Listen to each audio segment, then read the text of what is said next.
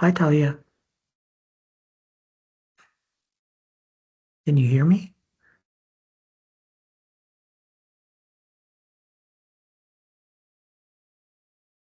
All right, I get a thumbs up. Bonjour, Sarah. Welcome everyone to the inaugural Scientific Series lecture for 2026. Bonjour à tous. J'espère que vous avez passé de belles fêtes avec les gens qui comptent pour vous. Back to reality, and it's my pleasure to introduce Sarah Chehayeb. Sarah est doctorante en 4e année au Ingram School of Nursing de l'Université McGill. Elle a un parcours académique très riche sur plus d'un continent, en fait. Elle a fait sa maîtrise en sciences infirmières dans le domaine de la santé communautaire et de la santé publique, précédée d'un baccalauréat en sciences infirmières, tous les deux à l'Université américaine de Beyrouth. Par la suite, elle a aussi travaillé comme infirmière clinicienne pendant 4 ans en hémato-oncologie et en transplantation des cellules souches hématopoïétiques. Et c'est à ce moment-là qu'elle a réalisé les besoins des patients de cette clientèle très fragile, très particulière, et ce qui l'a motivée à poursuivre son parcours académique. So Sarah developed a training program for oncology nurses during her master's to start developing and rolling out self-management strategies for these high-risk, highly precious cancer patients, and is now the recipient of a Cole Foundation Fellowship Award to work on improving the quality of life of hematopoietic stem cell transplant patients and their families. Her work has received support from the Leukemia and Lymphoma Society of Canada and the Canadian Cancer Society Quality of Life Grant. Alors, Sarah, je vous passe le micro virtuel. Thank you. So I'm just going to share my screen.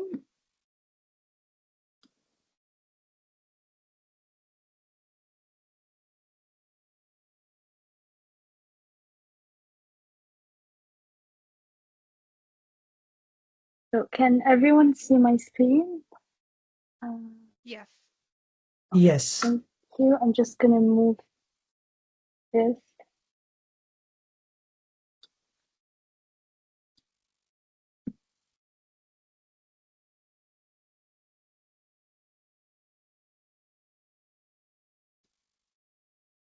So hello everybody, and thank you all for joining. I am Sarah Chehayeb, a PhD student at the Ingram School of Nursing at McGill University, and my supervisor is Dr. Sylvie Lambert. So today I will be presenting my project called Self-Management Support and Remote Symptom Monitoring for Patients after an allogenic hematopoietic stem cell transplantation and their caregivers, a mixed methods implementability study.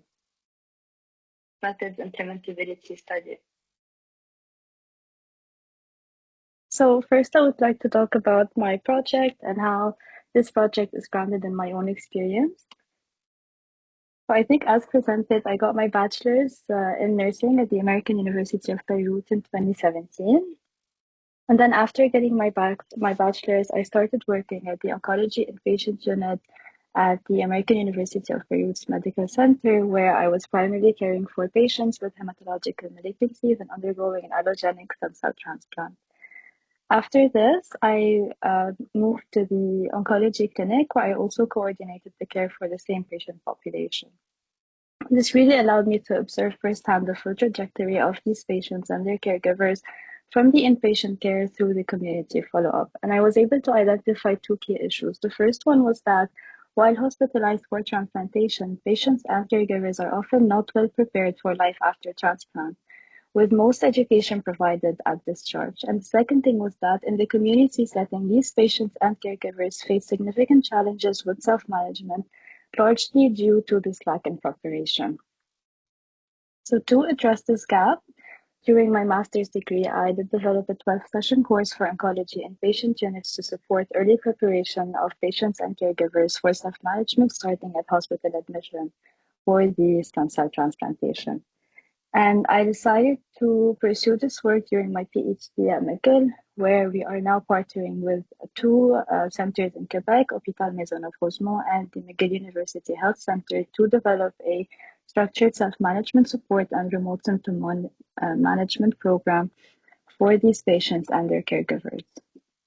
This project received funding from the Joint Leukemia and Lymphoma Society of Canada and the Canadian Cancer Society's Quality of Life Grant in 2025. And we are currently in the ethics process where we submitted this project to the MUHC Ethics Board, and we're still in this back and forth phase. So we were able to assemble a large team with people from different fields, where we have 5 nurse researchers, 3 physicians, 3 PhD students, 2 project coordinators, 1 nurse manager, and 2 nurse navigators, 3 patients, and 2 caregiver partners. So the learning objectives of this presentation would be, the first one is to describe the self-management challenges faced by patients and caregivers during the first 100 days following an allogenic hematopoietic stem cell transplantation, or allo-HSCT. The second one is to explain how self-management support can be enhanced through remote symptom monitoring, RSM, using patient-reported outcome measures to support timely clinical decision-making. And the third objective is to understand the co-design and mixed methods approach used to develop and evaluate this program, including feasibility, acceptability, and fidelity in a clinical setting. So the outline is the following. I'll first start talking about the background, the theoretical frameworks, the methods, challenges and mitigation strategies, contributions, and end with limitations. So to start with the background, 23,600 Canadians were expected to be diagnosed with a hematological cancer in 2024, ranking it as the 5th most common cancer type in Canada. Hematopoietic stem cell transplantation, or HSCT, is one of the main treatments for hematological cancers like leukemia and lymphoma. Now, there are 2 types of HSCTs. There's allogenic, where the patients would be receiving stem cells from a donor, and autologous, where the patients would be receiving their own stem cells. So allo-HSCT outcomes are worse than auto-HSCT outcomes. However, allo-HSCT remains widely used across age groups and different types of hematological cancers because it increases the chances of survival. Now, as I said, allo-HSCT is offered for patients across different age groups. And between 2010 and 2019 in Canada, the age distribution is the following. So it's 67% for middle-aged adults, 11% for older adults, and 22% for adolescents and young adults. And it's important to note that post-allo-HSCT outcomes vary according to groups. For instance, middle-aged and older adults have poorer outcomes than adolescents and young adults, who in turn have poorer outcomes than the pediatrics population. Women and older adults are more prone to physical symptoms, whereas young adults face heightened psychological challenges.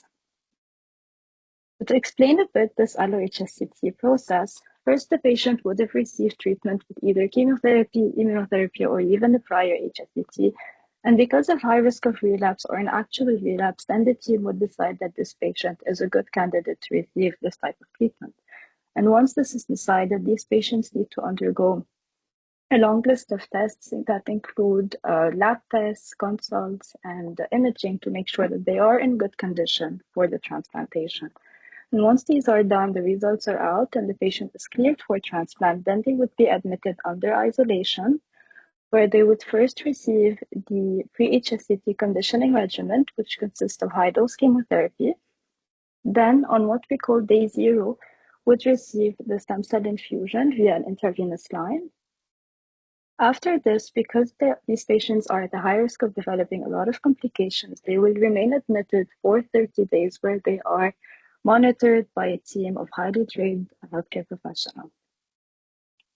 This monitoring and follow-up does not end at discharge. In fact, these patients will have to engage with what we call post-allo-HSCT care, where they need to do routine follow-ups and routine labs and weekly follow-ups with the healthcare team for at least the 70 days following this discharge. And they need to engage in strict self-management strategies like symptom monitoring. So what's important to know here is that the first 100 days following an allo-HSCT are the most critical ones, However, monitoring drops from daily to weekly after discharge on day 30. Now, as I said, these patients are at a high risk of developing a lot of complications. I'm not going to go in detail, but it's important to note that these patients are at risk of developing a long list of physical, emotional, mental, and social complications for which they have to monitor, manage, prevent, or even report to the healthcare team. Now, the challenges during recovery are that patients self-manage onerous side effects without sufficient information, and that oncologist visits only every 1 to 2 weeks during this period risks delays in medical management. And also, factors that influence recovery include strong caregiver support, proactive self-management, and symptom monitoring have a positive impact on quality of life, whereas persistent symptoms significantly hinder return to work pre-HSCT, like activities like work. Now, because this is a high-risk procedure and these patients are at a high risk of developing these complications, centers often require or strongly recommend a caregiver, so either a family member or a friend, during the first 100 days to take care of these patients. However, pre-transplant and within 100 days following the HSCT, up to 70% of these caregivers experience psychological concerns. Caregivers experience higher distress if the patient is also distressed and vice versa. High patient symptom severity adversely affects caregivers' distress, and caring for younger cancer patients increases caregiving burden. So the caregivers have identified needing more help to manage their and their patients' symptoms following an allo-HSCT, and therefore the healthcare system must step up to provide the caregiver with the support they need following this type of treatment. I've talked a lot about self-management. To define it, it's the ability to manage symptoms, treatment, physical, psychological consequences, and lifestyle changes inherent in living with a chronic condition. The benefits of supporting self-management include fewer clinician visits, fewer hospital admission, milder symptoms, better quality of life and well-being. And this can be enhanced by remote symptom monitoring or RSM, where a patient would report symptoms, example via an app or email, using patient-reported outcome measures or prompts for real-time clinician feedback. Now, Kate Lorig has identified 6 key self-management skills for effective self-management, and these include problem-solving, decision-making, resource utilization, formation of a patient-provider partnership, action planning, and self-tailoring. Key self-management tasks following an allo-HSCT include infection precaution, following a specific nutritional diet, adherence to treatment like medication and vaccination, early recognition of possible complication, performing routine blood tests, and caring for the catheter. So patients from different age groups have different self-management needs. For example, while adolescents and young adults might need more information on sexual health and diet, older adults might need more assistance in managing multiple comorbidities. And self-management strategies vary according to gender. For instance, some men might turn to substance use like marijuana, whereas some women might use non-pharmacological intervention like medication. Self-management is a learning curve where through trial and error, patients would go from believing that the healthcare professionals are the experts towards believing that they are more experts to listening to their body and they are more proactive in taking care of their own health. And it is our role to equip these patients and caregivers with the tools they need to become more independent and confident in self-management, hence self-management support. So using 5 databases and employing the scoping-based approach and using keywords related to self-management and HSCT, we were able to find programs for patients, caregivers, and dyadic. So we found one for patients, we were able to find one on oral care, one on pain management, and 3 multi-component programs, one of which included RSM. For caregivers, we were able to find one program on psychological strain and one on coping.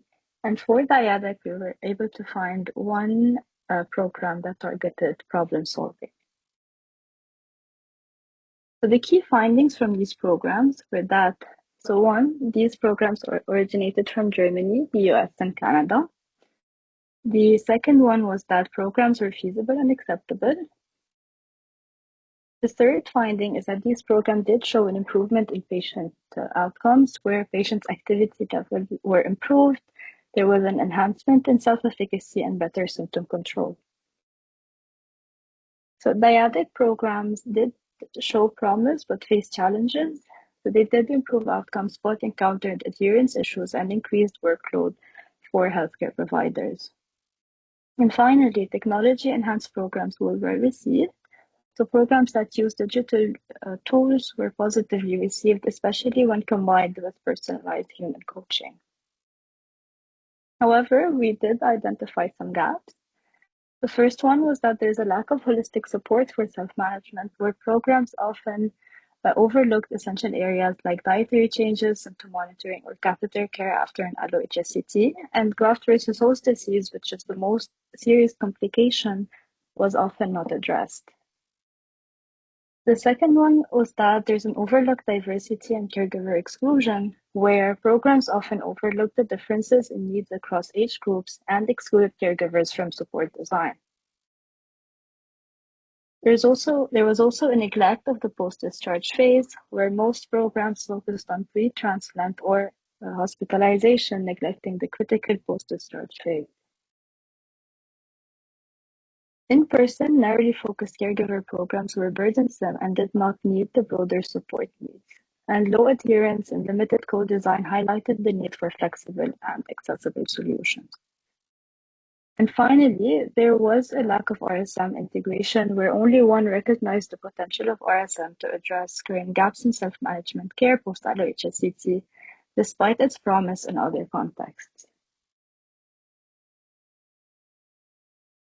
So I've talked a lot about RSM. So RSM is the application of digital technology to allow patients to self-report symptoms, example via a mobile app using patient-reported outcomes, thus enabling the healthcare team to monitor patient symptoms and intervene in real time.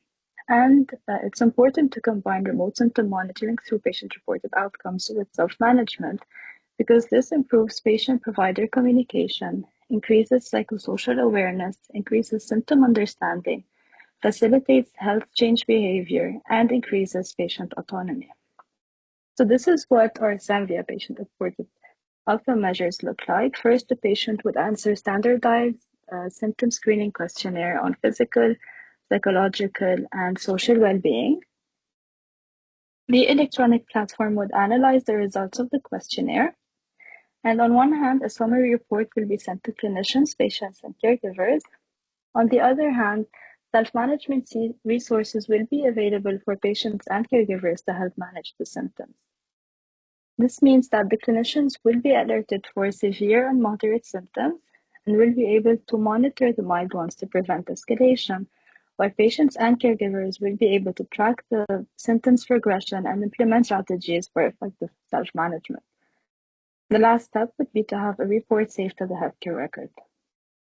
So my supervisor, Prof. Lambert, leads a 7-year RSM initiative called eImpact. While it does not currently include other HSCT patients, its algorithm could be adapted for this population.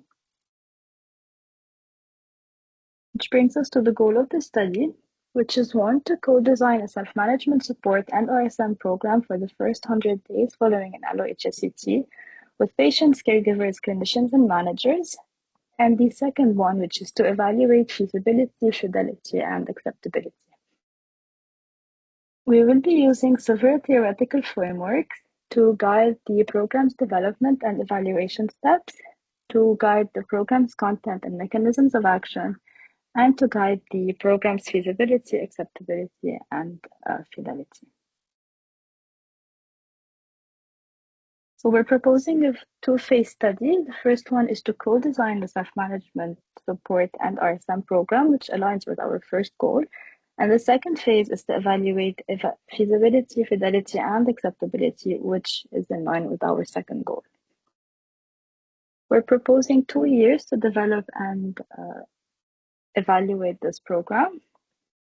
And we expect phase 1 to take 12 months and phase 2 to take 12 months as well. For phase 1, we will be using experience-based co-design using qualitative descriptive methods. And for phase 2, we will be following an explanatory sequential mixed methods design. So to talk a bit about phase one for sample setting and recruitment procedures, we aim to recruit 15 HSCT clinicians, defined as nurses, physicians, nutritionists, or psychologists, or manager leadership, in addition to 15 patients and 15 family members and friends. The sample size are sufficient for data saturation while still being feasible. We will be employing a purpose of sampling strategy using maximum variation to recruit patients, caregivers, clinicians, and managers, and we will be recruiting participants from different sex, gender, ethnic background, and ages. For phase one inclusion, so for patients, they need to be diagnosed with a hematological cancer within the past 5 years and still within the 5 years following an allo-HSCT. They need to be above the age of 18. They need to be either French or English speaking, able to sign an informed consent and complete data collection, and they should have access to a computer with internet. For caregivers, they need to either have cared or are actually caring for patients with a hematological cancer within the last 5 years post-allo-HSCT, and the keyword here is providing unpaid care. They need to be above the age of 18, either English or French speaking. They should be able to sign an informed consent form and complete data collection. They should be either the patient's spouse, partner, other family member, or friend, and they should have access to a computer with internet as well.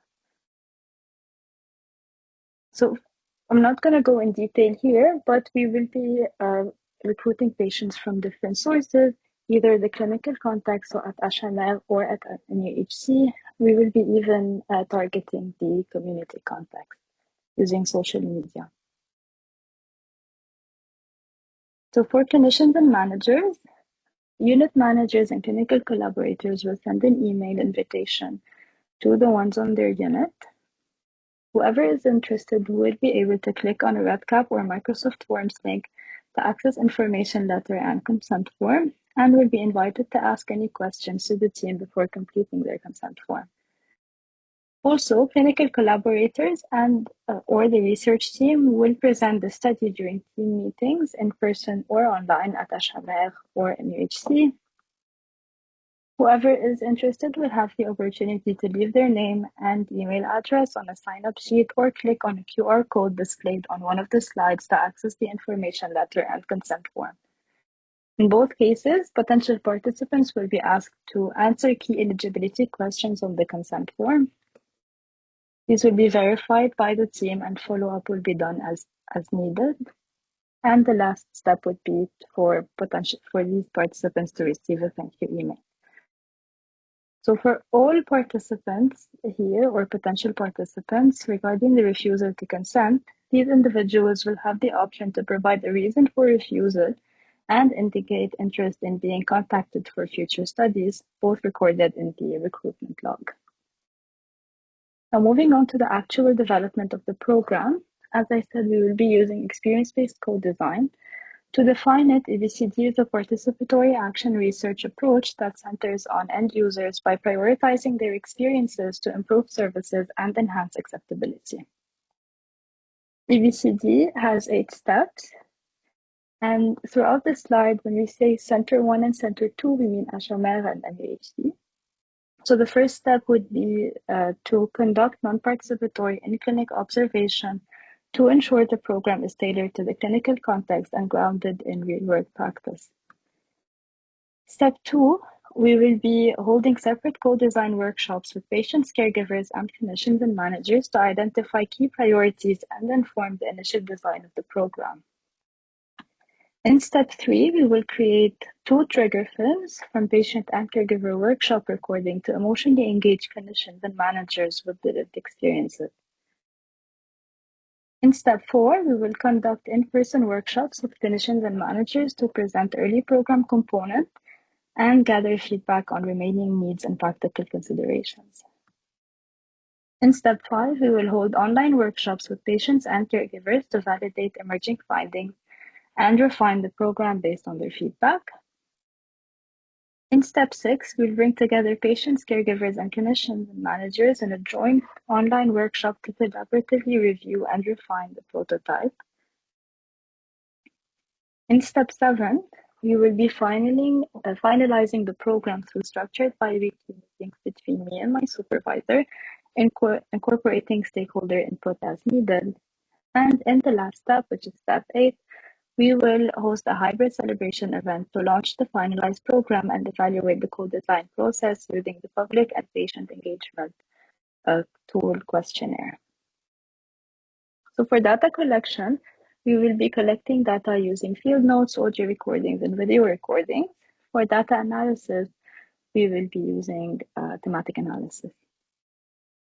Although we do not know exactly how the program will look like, we do anticipate that it will have a remote symptom monitoring component that looks like what I've described before, as well as a self-management support component where patients and caregivers will have access to self-management support resources that include behavior change modules, videos, and fact sheets. And these resources will address the broader definition of self-management that include problem-solving, decision-making, patient-provider relationship, resource utilization, action planning, and self-tailoring, and it will equip individuals with the tasks and skills needed for effective self-management following an LOHSDP. So patients and caregivers could log in via the same portal but access distinct dashboards tailored to their roles, and the content of the material could also be tailored to age, sex, and gender of these patients and caregivers. Now moving to phase 2, which is the evaluation of the program, we aim to recruit 32 patients and 32 caregivers across the same two centers with 16 patients and 16 caregivers per center. The sample sizes are also sufficient for data saturation while being feasible. And clinicians expect to meet the center's full recruitment goal, which is 16 within 6 months. For the inclusion criteria for patients, so patients need to be diagnosed with a hematological cancer and at most 30 days post-LOHSCT. They need to be receiving the care either at an UHC or at Chehayeb. They should be above the age of 18, either French or English speaking. They should be able to sign an informed consent and complete data collection. They should have access to a computer with internet and consent to RSM prior to discharge post-LOHSCT. For caregivers, so they need to be caring for a patient with a hematological cancer that is at most 30 days post-LOHSCT, also here providing unpaid care. These patients need to be receiving care at Chehayeb or an UHC. They should be above the age of 18, either English or French speaking. They should be able to sign an informed consent to complete data collection. They could be a patient's spouse, partner, family member, or friend. They need to have access to a computer with internet and consent to RSM prior to discharge post-LOHSCT. For data collection and analysis, so as I said, we'll be recruiting 32 patients and 32 caregivers in total. These participants will be asked to fill out a baseline survey that includes the health literacy questionnaire, treatment expectation questionnaire, and sex and gender measures.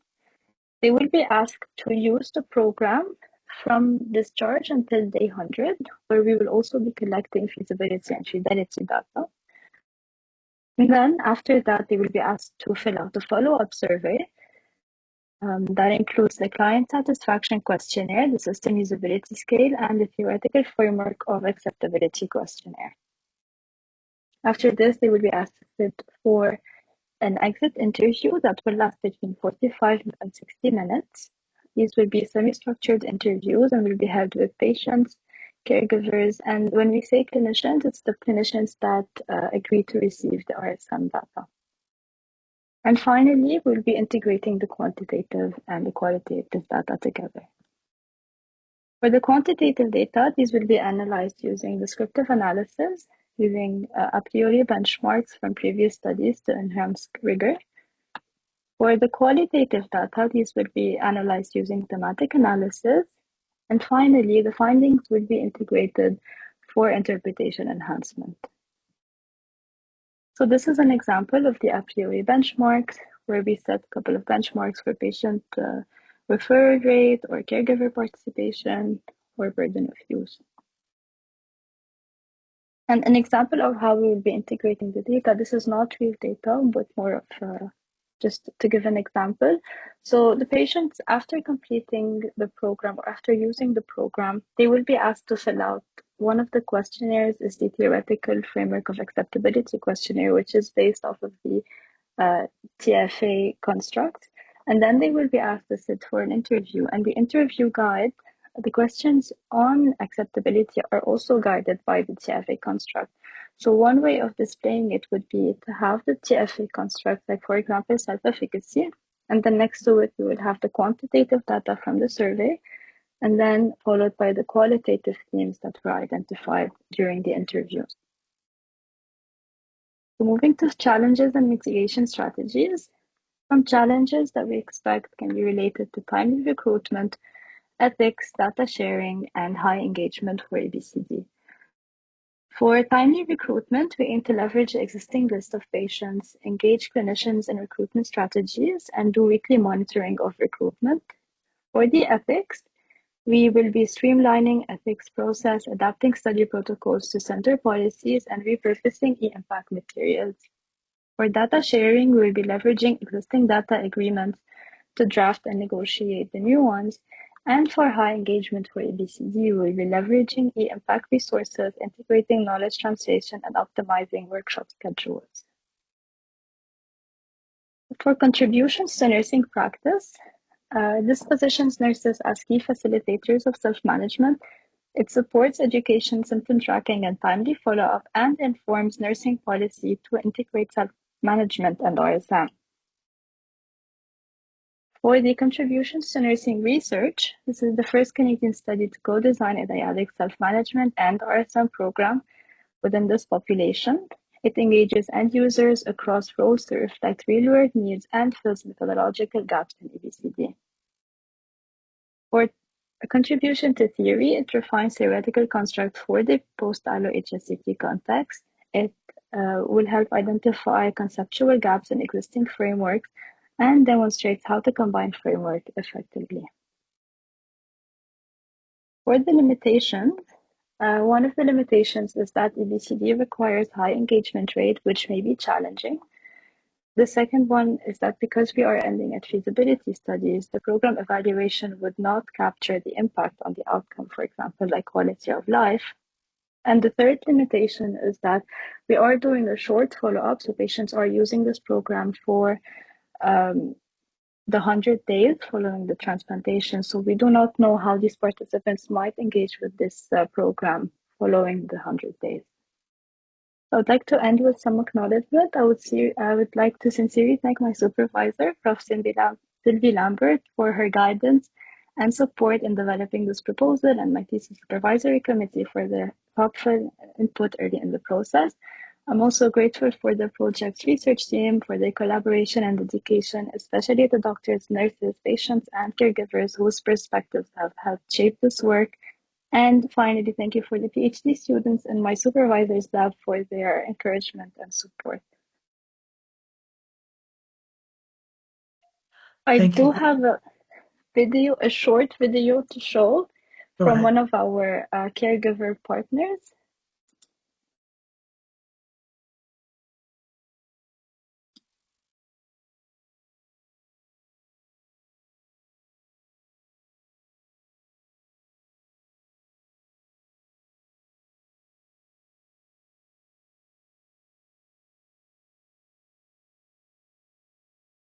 We can hear.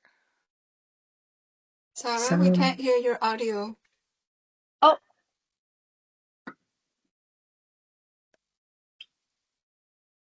I'm gonna try to stop. What?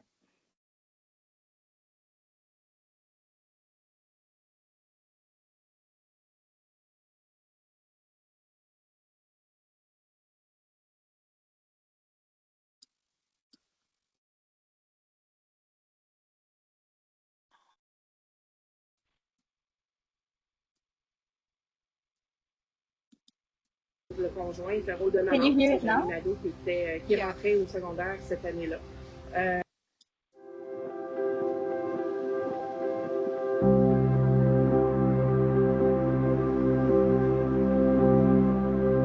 Mes forces au niveau du parcours de proche aidant et les défis. On n'est pas proche aidant, c'est sûr qu'on apprend sur le tas, comme on dit, 24/7. On cumule plusieurs rôles ensemble, donc le rôle de proche aidant, le rôle de conjointe, le rôle de maman, parce que j'avais une ado qui rentrait au secondaire cette année-là. Le rôle de pharmacienne, le rôle d'infirmière, le rôle de nutritionniste, le rôle de à peu près tout ce qui existe sur la Terre, qu'on n'a pas fait d'études et qu'on doit apprendre du tac au tac. De ça est ressorti, je crois, l'envie de vouloir défendre les droits des proches aidants, d'aller au front et de faire comprendre à notre gouvernement que les proches aidants en oncologie ont des besoins totalement différents des proches aidants, soit d'enfants handicapés, d'aînés. C'est des besoins qui sont sporadiques, c'est des besoins qui ont un cycle de vie qui se demande beaucoup plus de temps qu'un proche aidant avec un aîné. Alors, c'est un peu le défi qui m'est sorti de cette activité-là. Ben, pas une activité, attendons-nous pour le mot activité, plutôt de cette expérience-là. Et c'est pour ça que je suis retournée aux études pour pouvoir créer OSPAOC dernièrement pour pouvoir travailler pour lui. Un défi que j'ai relevé comme proche aidante de mon conjoint,